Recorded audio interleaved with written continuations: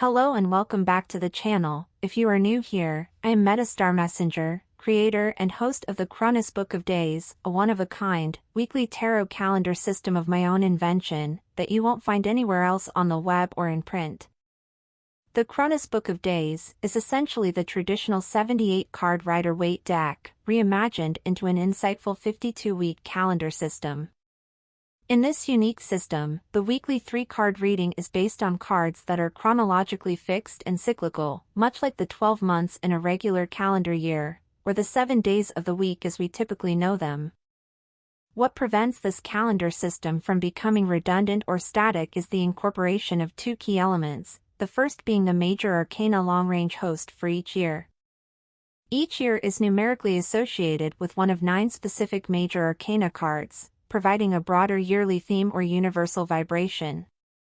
This element adds a layer of depth and significance to each week, as the Major Arcana long-range host influences the overall energy and lessons we are trying to work out for the entire year. The second component is the ever-changing influence and nuances of astrology, to which I bring 27 years of study and experience. The cards discussed each week fall into 3 distinct categories. Firstly, there's the weekly Major Arcana host card, accompanied by its Minor Arcana satellite companion, as I call it. In the third position, we have the Solar Path card, better known in advanced tarot circles as the 36 tarot decanates. These tarot symbols within each category represent the dominant energies that come together to form an overarching theme for the week.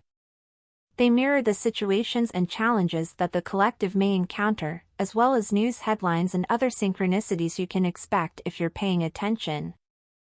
The Chronus Book of Days is a curiously accurate calendar system that I am thrilled to share with you all. It is, in my humble opinion, among the best offerings in the category of tarot and astrology that you can enjoy once a week and in under 30 minutes, making it a convenient and informative resource for those interested in these fields but also for those who are seeking reliable weekly guidance and insights into the future. As always, the weekly interpretations apply to all zodiac signs and people. Some archetypes, actions, themes, and manifestations will resonate with you on a personal level, others may not, and that is fine. Take what resonates and stick a pin in the rest, perhaps for a later date. In addition to the weekly insights taken from the Chronus Book of Days, I also include the most relevant astrological highlights for the week, and discuss them in a manner that I hope is appealing to both novice and more seasoned stargazers. For additional information about the Chronus Book of Days and the channel, please visit my homepage or check out the description box below this video, or simply subscribe to the channel, which I encourage you to do. I'm so glad you found your way here and decided to stay beyond this opening monologue. Let's begin.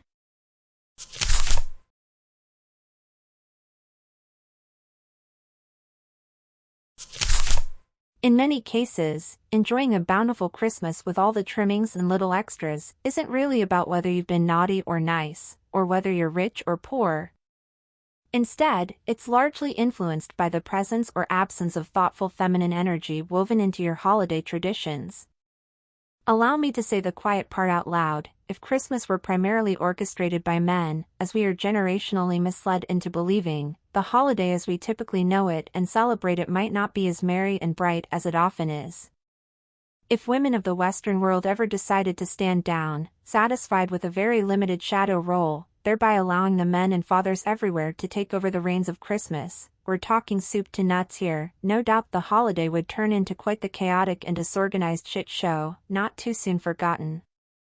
Last week, in Chapter 49, we encountered the Reversed Emperor card, which symbolized the archetypal aspects of the cruel father figure, oppressive patriarchies, and the prevalence of negative influences, often embodied in the concept of a bad Santa character to say the least. Now, in Chapter 50, we shift our focus to the Reversed Emperor's female counterpart, the Reversed Empress.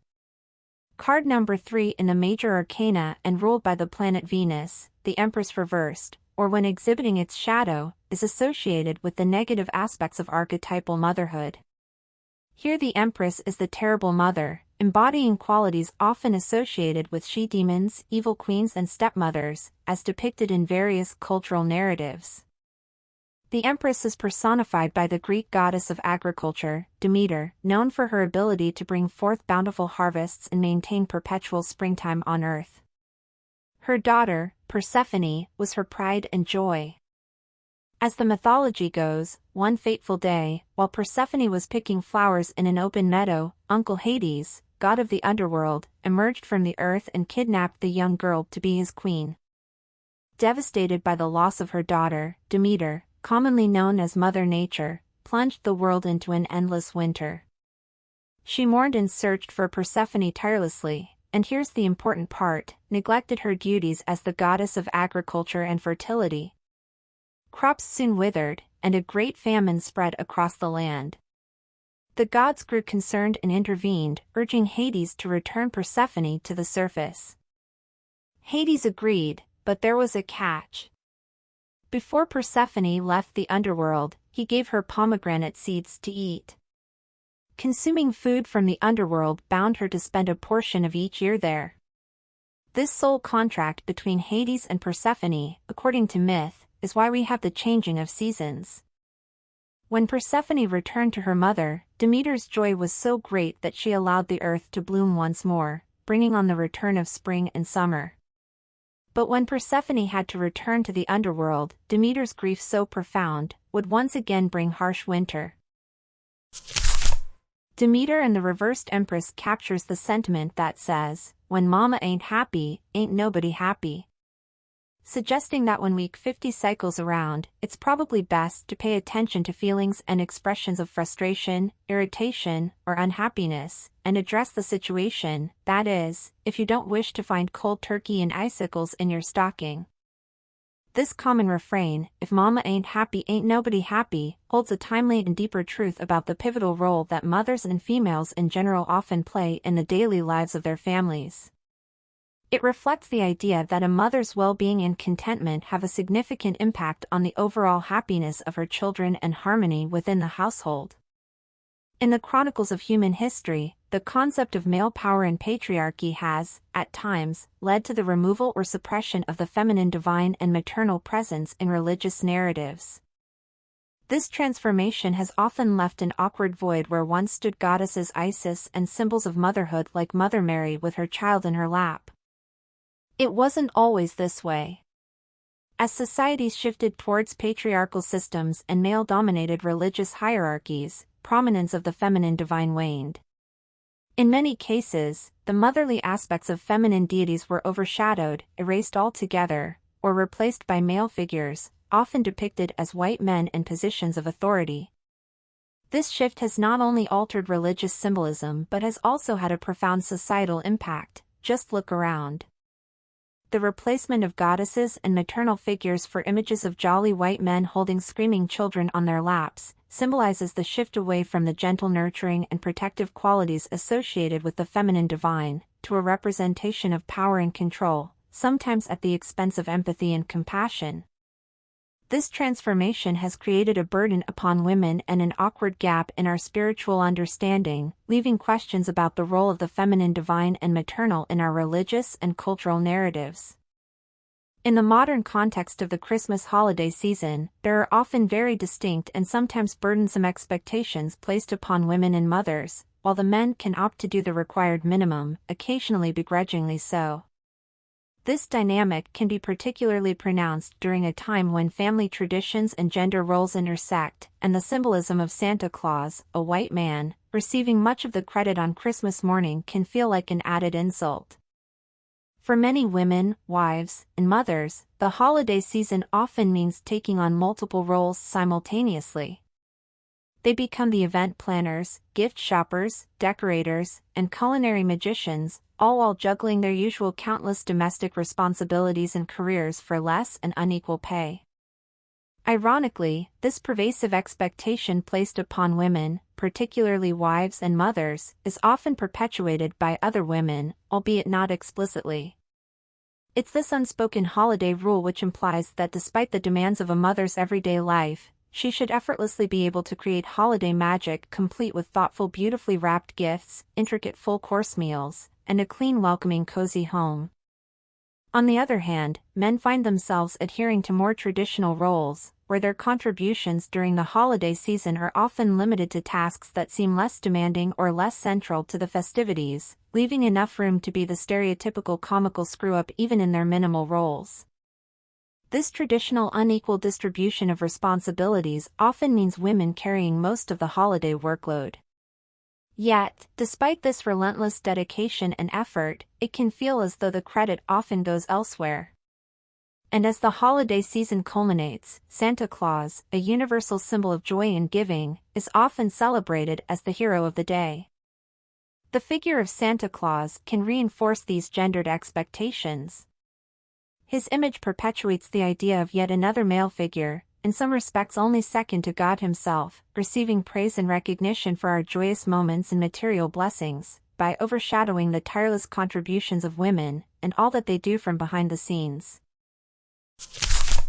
When we combine the Major Arcana long-range card for the year, the Chariot with the Major Arcana Week 50 host, the Reversed Empress, with the current Solar Path card, the Ten of Wands, together these symbols underscore a narrative of inner conflict, and an overwhelming burden of responsibilities.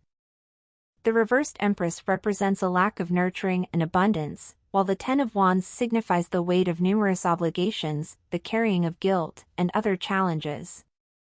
This combination, coming around annually at this time of year, suggests a period where one may feel drained and struggling to balance their empathic, caring nature with the relentless demands placed upon them, ultimately highlighting the need for self-care and a reevaluation of priorities. They exemplify the importance of recognizing and appreciating the often invisible labor that mothers, wives, and women contribute to their families and communities, making it clear that the happiness of the household often rests on their shoulders. It's also important to recognize that these gendered expectations and divisions of labor during the holiday season can be problematic and emotionally taxing.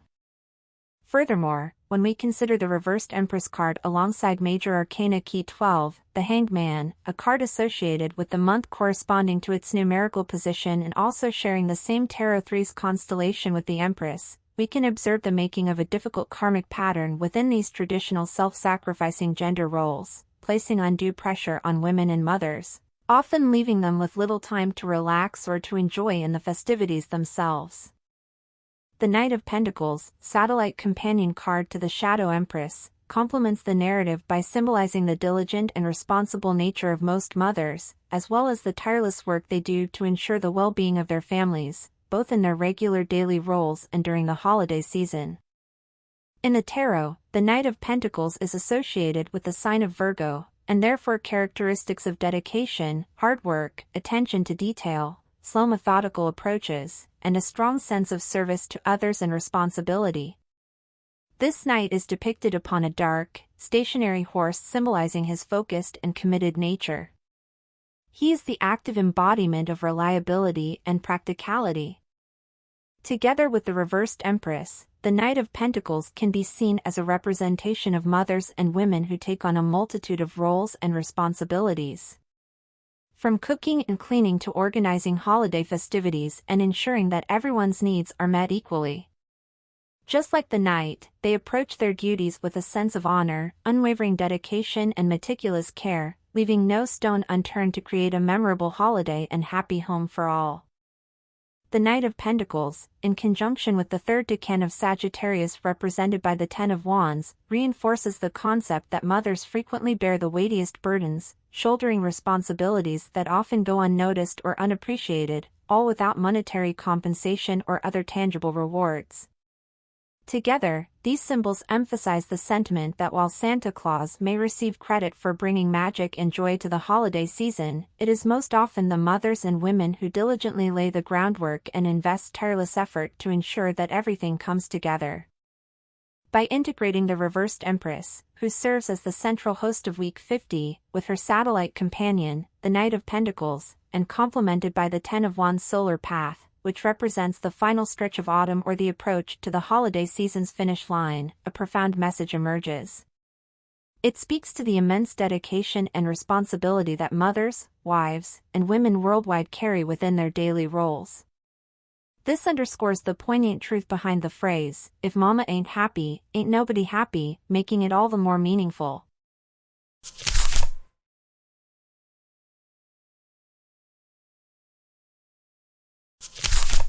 The first highlight for the week of December 11th through the 17th is the new moon Sagittarius on Tuesday, 12/12/2023.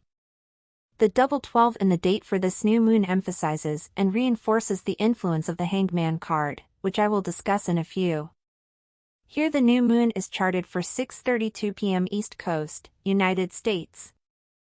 My focus is immediately drawn to the angle of the midheaven, where the sign degree is positioned, approximately 20 minutes off the degree of the Great North American Total Solar Eclipse, happening next year on April 8, 2024. Both luminaries, Sun and Moon, are positioned at 20 degrees of Sagittarius in the 6th house, where we organize ourselves and prepare, symbolizing a powerful omen of clear vision and the ability to perceive things ahead of time with utmost clarity. It's almost as if the new moon is signaling that everything from this point forward is leading up to the total solar eclipse of 2024, that is sure to be an epic cosmic event. This scenario brings to my mind the lyrics of Bette Midler's song The Rose, which beautifully expresses the idea that even beneath the harshness of winter's bitter snow, there lies a seed. With the love of the sun, this seed blossoms into a radiant rose in the spring, which fits nicely into the narrative of the reversed empress and mythology of Demeter. The degree of the April total eclipse at 19 degrees Aries is the place of the sun's greatest exaltation and power, for this is the degree of the sun's resurrection, rebirth and supreme joy, following its autumnal death and harsh winter. A total eclipse of the sun upon this sign degree is a big deal.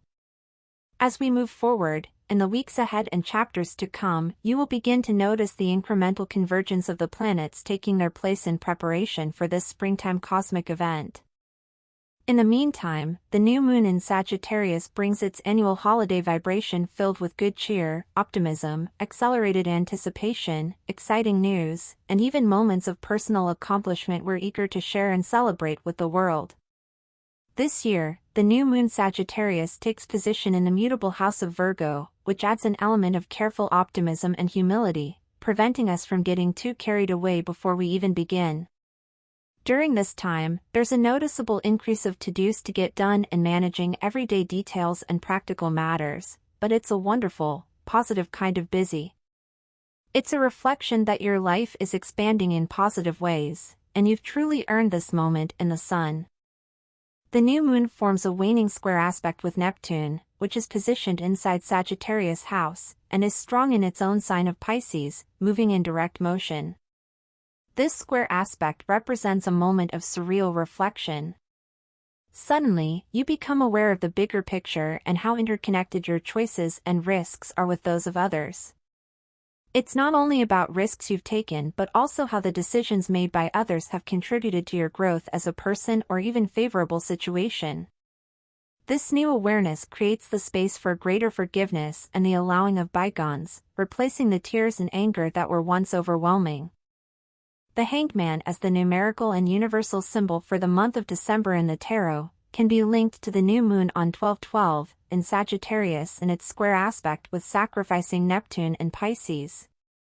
The Hangman card in the tarot represents a profound sense of surrender and letting go of control. It's a symbol of willingly suspending one's own agenda or ego desires to make space for new perspectives and deeper understanding. In a way, it echoes the idea of sacrifice, but not in the traditional sense of giving something up. Rather, it's about releasing attachment to a particular outcome or way of thinking. Now, and when we link the Hangman, which is associated with astrological Neptune, and incorporate it with the new moon in Sagittarius square Neptune in Pisces, we see a powerful dynamic take shape. Sagittarius is associated with optimism, exploration, and the pursuit of higher truths and the greater good of all. However, when it squares Neptune in Pisces, there's a challenge to reconcile the grand ideals of Sagittarius in a non-competitive or overly bombastic way, with the non-combative, gentle nature of Neptune. This aspect can be seen as a finish line test of faith, and a call to surrender to the flow of life. It's about sacrificing our attachment to specific outcomes and having faith that by doing so, we may gain a deeper, more profound understanding of our collective path and purpose. It's a reminder that sometimes, letting go can lead to enlightenment, especially now, during the month of December when the Hanged Man's influence is most pronounced. And then there's Jupiter to consider, the planetary modern and traditional ruler of both Sagittarius and Pisces. Jupiter takes its position in the prominent 10th house, which deals with public scrutiny, image, reputation, and higher purposes. Jupiter at 6 degrees Taurus sits upon a sign degree that has been previously discussed in recent episodes in relation to its awakening potentials for the coming Aquarian age. Venus at 9 degrees Scorpio is related to the reversed Empress, as well as Taurus, the sign where Jupiter is currently positioned and readying to return direct in motion on December 30th or New Year's Eve. The alignment between Venus and Jupiter, ruler of the new moon Sagittarius, echoes the earlier narrative of losing one's authenticity or seasonal joy to overwhelming expectations, overload, and a feeling greatly underappreciated, akin to a form of martyrdom. The opposition between Venus and Jupiter is a reminder to not get caught up in the quest for external recognition driven by holiday vanities and extravagances, exceeding the family budget, and drowning in materialism. Instead, it encourages you to go deeper, to discover joy and purpose in a manner that resonates with your most authentic self. Less than 12 hours after the new moon, Mercury, the ruler of the Virgoan dark night of Pentacles, begins its retrograde motion at 8 degrees of Capricorn. Capricorn is closely tied to the past, as it suggests that for Capricorn, the past remains near and ever present. In this context, Mercury, known as the trickster planet of riddles and clues, hints at the past influencing the present, particularly something not fully understood about this period of retrograde. It's not the recent past necessarily beckoning as one might assume, rather, an old retrograde that Mercury at 8 degrees Capricorn of now is forming a square to, particularly that of Jupiter and its retrograde journey of late July 2022, at 8 degrees of Aries. Jupiter's retrograde of late July 2022 may seem like a distant event, almost 18 months ago, but in the grand cosmic scheme, it's just a brief moment. Even during a retrograde phase, we often have the tendency to recklessly rush through situations without fully grasping their long-term implications. This is the nature of Aries. Jupiter, known for its association with distractions and significant moments, suggests that something which remained concealed, ignored or unheeded during the retrograde period in the summer of 2022, is now ready to be unearthed and fully understood. Mercury in its own house of Gemini, in Capricorn, represents serious and mature subject matter and perspectives, wisdom kings and the world of adults type of thing. Wisdom is what we need to apply to whatever truths or challenges surface at this time. It's a call to approach such revelations with a sense of gravity and serious consideration. Jupiter in Aries carries a strong Martian character, urging and even challenging extremists and religious zealots of every stripe to fight to the death in defending their fervent, holy convictions. Jupiter in the first decan of Aries embodies the height of intolerance, hubris, and the wasteful expenditure of energy. On the other hand, Mercury in Capricorn embodies a sober, no-nonsense, and serious approach, devoid of exaggeration and delusion. It symbolizes in its state of retrograde, clear warnings gone unheeded. It's this very theme, of unheeded warnings, that has been recurring in the cosmic influences for several weeks, if not the past 2 or 3 months. Mercury retrograde in Capricorn operates like a cosmic bat signal hanging over Gotham City, while the Dark Knight of Pentacles stands guard, prepared, unmoved by the storm of the Empress's eternal winter, heeding Mercury's omen of the arrival of things whose time has finally come.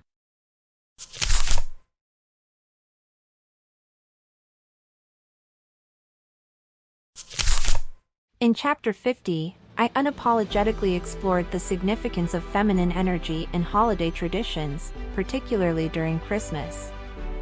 I discussed how the presence of thoughtful feminine energy often shapes the joyful and harmonious aspects of the holiday season. The narrative drew parallels between the reversed Empress card, representing the negative aspects of the mother archetype, and the role of women in maintaining family happiness during the holidays. We looked into the myth of Demeter and Persephone, highlighting the connection between the changing seasons and the emotional state of mothers and caregivers. I unapologetically discussed the historical shift towards patriarchal systems, and the erasure of feminine divine figures in religious narratives, leading to gendered expectations during the Christmas season. Overall, Week 50 emphasizes the need to recognize and appreciate the invisible labor that women contribute to their families during the holidays. The reversed Empress and Satellite Companion, the Knight of Pentacles, symbolize the dedication and responsibility of mothers and caregivers everywhere. However, these cards highlight the need for self-care and perhaps a reevaluation of priorities. The astrological highlights for Week 50 included the new moon Sagittarius and Mercury retrograde in Capricorn. These astrological events are linked to themes of surrender, sacrifice, and martyrdom, aligning with the reversed Empress narrative during the holidays. In short, Week 50 underscores the importance of recognizing and respecting the contributions of women during the Christmas season, because if mama ain't happy, ain't nobody happy. If somehow you don't know this yet, you will learn it come 2024 when you hear her roar. I am MetaStar Messenger. Until next time, always love.